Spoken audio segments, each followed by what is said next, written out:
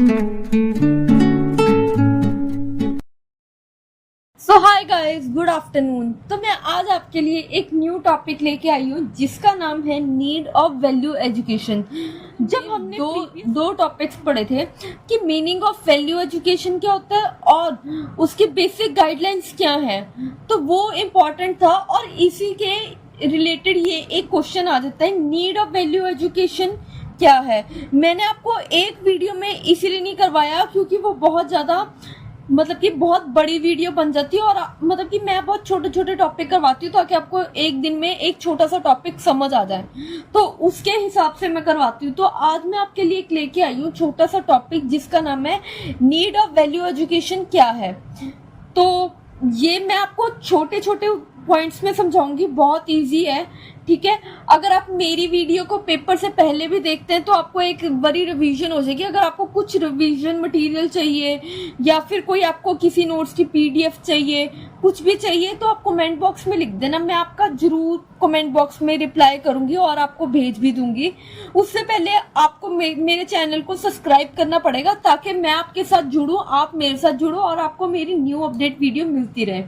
आइए तो without time waste करें हम यहाँ से स्टार्ट करते हैं कि नीड ऑफ वैल्यू एजुकेशन क्या है। तो फर्स्ट है development of the morals. Today, youth require value education for simulating various attributes like tolerance, compassion, integrity, courtesy for elderly people, cooperation, spirit of assistance। ये सारी एक मॉरल्स हैं जो कि एक वैल्यू, जब हम वैल्यू एजुकेशन सीखते हैं तो हमें एक बड़ों से कैसे बात करनी है, इंटीग्रिटी, ट्रस्ट या फिर टॉलरेंस हमारी कैसी होनी चाहिए, love, sincerity and care among them हम कैसे करते हैं। तो ये हमारा मकसद है कि हम वैल्यू एजुकेशन को हमारी मतलब कि हम नीड है, हम मतलब कि पढ़ते हैं इसीलिए। Development of the culture, value education play a vital role in culture development. कैसे? A culture become versatile because of good values. जब हम कल्चर को वैल्यूज के साथ जोड़ते हैं तो वो ज्यादा अच्छे से कल्चर डेवलप होता है, ज्यादा गुड वैल्यूज अच्छी हमें मतलब डेवलप होती है। कैसे? Cultural evolution consider value education as most essential constitute as both value and culture equally influence each other.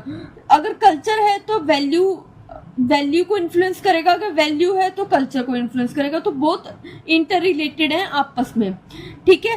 तो थर्ड आता है डेवलपमेंट ऑफ द सोसाइटी। देखो इन सब में डेवलपमेंट तो एक कॉमन वर्ड है, आपको मेन वर्ड क्या याद रखना है, जैसे moral, society, culture, overall development, development of the broader, ऐसे याद रखना है कि डेवलपमेंट तो है ही है, उसके आगे क्या किस किस चीज से ही रिलेटेड है या फिर किस चीज की हमें नीड है वैल्यू एजुकेशन से, ठीक है। तो थर्ड आता है development of the society. As जो वैल्यू एजुकेशन है is needed for the development of the society as it help in making the youth aware about the troubles in the society. क्या क्या ट्रबल्स हैं, ठीक है, क्या क्या इश्यूज हैं, which aid in spreading social and constructive approaches.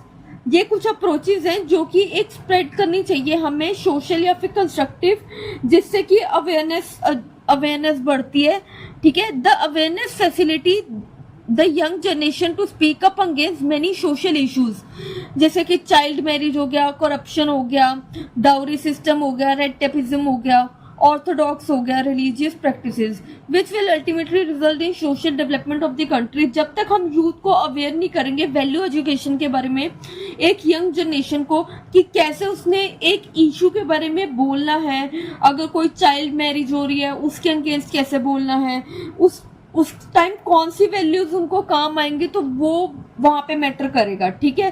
तो जिससे कि सोशल डेवलपमेंट होगी ऑफ द कंट्री। अगर एक इश्यू हमारा क्लियर भी हो जाता है तो उससे हमारी कंट्री की डेवलपमेंट होती है। तो क्या फर्स्ट पॉइंट क्या था? Development of the morals, second culture, third society, ठीक है। फोर्थ है overall development. At present young generation need education based on value for their overall development. हम उनको वैल्यू क्यों सिखाते हैं? कि उनकी ओवरऑल डेवलपमेंट हो सके, क्योंकि आजकल की जनरेशंस को वो बिल्कुल अलग है, ठीक है। जैसे हमारे पेरेंट्स थे वो वैसी जनरेशन अब बिल्कुल चेंज हो चुकी है। तो अब क्या है कि जो यंग जनरेशन है उनको एजुकेशन देने की वैल्यूज पे ओवरऑल, जिससे उनका डेवलपमेंट होता है।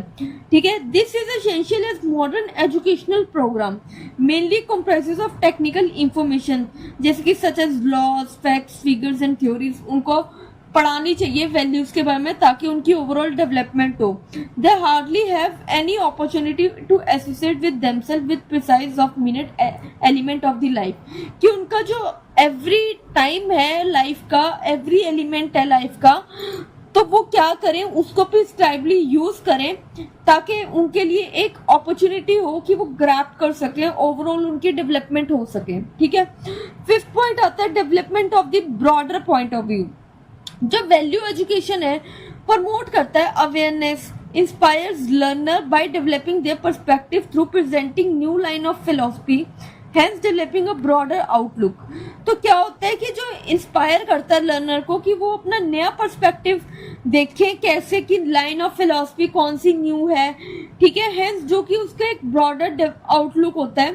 ठीक है, एज अ रिजल्ट जो वैल्यू एजुकेशन डायरेक्ट करता है to sacrifice their individual interest for the welfare of the society, की अपना पर्सनल इंटरेस्ट साइड पे रख के वो एक बार सोसाइटी के बारे में सोच के देखे, क्योंकि values is all about the relationship between the society and ourselves, कि कैसे हमारा जो रिलेशनशिप है हमारा खुद का और सोसाइटी के साथ हमारा कैसा रिलेशन है।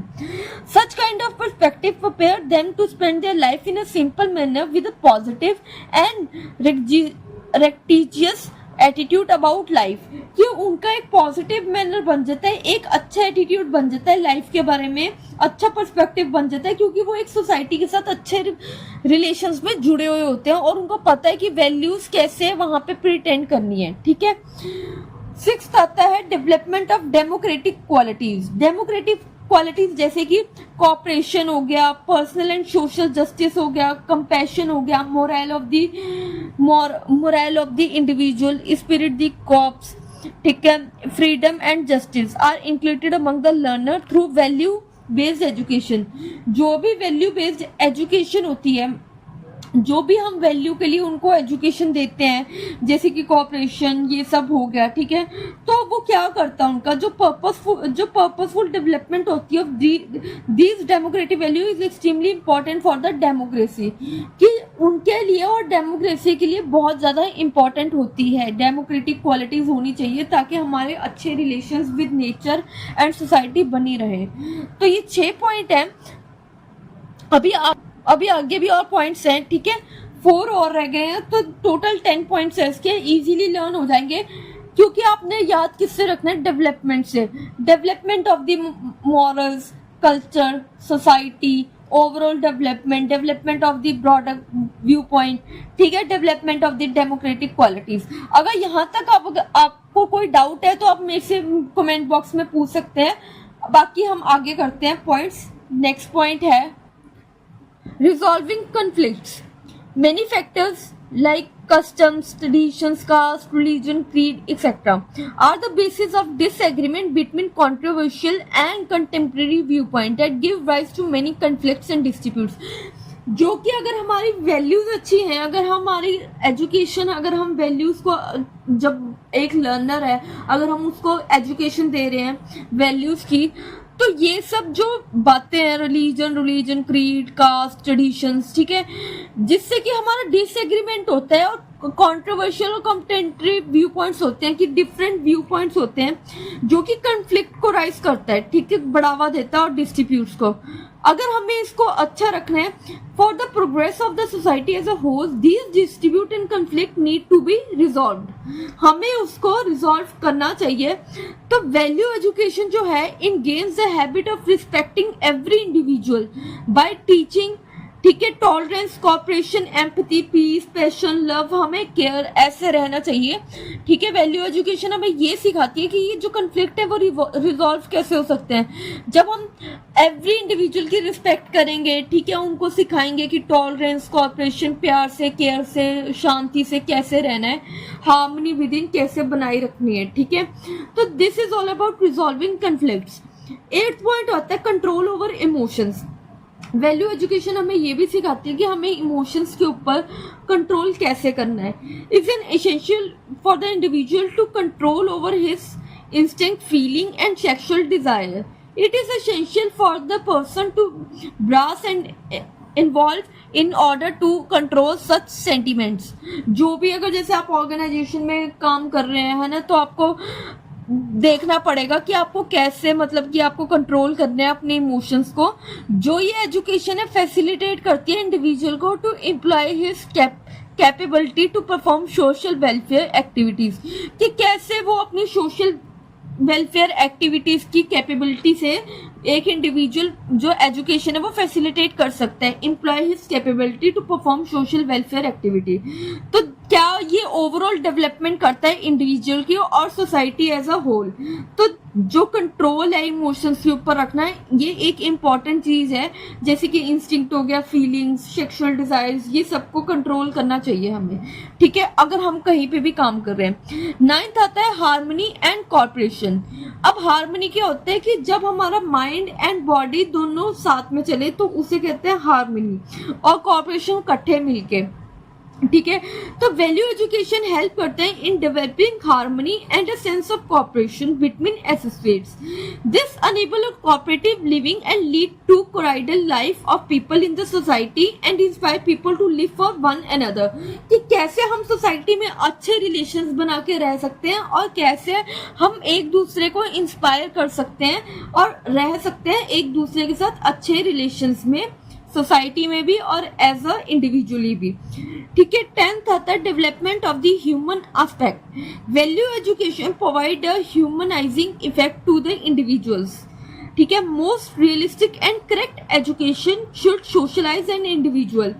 कि जो भी वैल्यू एजुकेशन क्या सिखाती है कि हमें एक ह्यूमन बीइंग, अगर हम हैं एज अ ह्यूमन बीइंग, हमारे अंदर एक अच्छी वैल्यू होनी चाहिए ताकि हम किसी का अच्छा कर सके. करेक्ट एजुकेशन होनी चाहिए and socialise an individual. This principle of humanisation is the foundation of all educational ventures and value education linked with the wellbeing of the society. कि कैसे हम जो सोसाइटी है उसके साथ अच्छे से रह सकते हैं, कैसे हम अच्छी तरह एक उनके इमोशंस को समझ सकते हैं, ठीक है. Such an education convey a message of harmony among nation and spirit the corps of the mankind. It incites the feeling of equal opportunities and encourage everyone to globally accept live and let live policy. कि जैसे हम कहते हैं, जैसे slogan कहता है कि जियो और जीने दो, ठीक है. तो दिस इज ऑल अबाउट कि मतलब हम कैसे एक दूसरे के साथ अच्छे रिलेशन बना के रह सकते हैं और हम हार्मनी कैसे बना के रह सकते हैं ताकि हमारी जो फीलिंग है उसको equal opportunities and encourage everyone to globally accept, कि हमें live and let live policy, कि ताकि हमारे बीच में एक बाउंडिंग या रिलेशनशिप है वो बना रहे. तो ये 10 पॉइंट्स थे जिससे कि मतलब हमें नीड वैल्यू एजुकेशन की समझाया कि क्या है, ठीक है. तो आज का टॉपिक सिर्फ इतना ही है. मैंने बहुत शॉर्ट वीडियो बनाई है. आप जब भी आप रिवीजन करो तो आप मेरी वीडियो को देख सकते हो, ठीक है. एंड जो भी मैं आपको करवा रही हूँ वो सिर्फ एग्जाम बेस्ड है, ठीक है.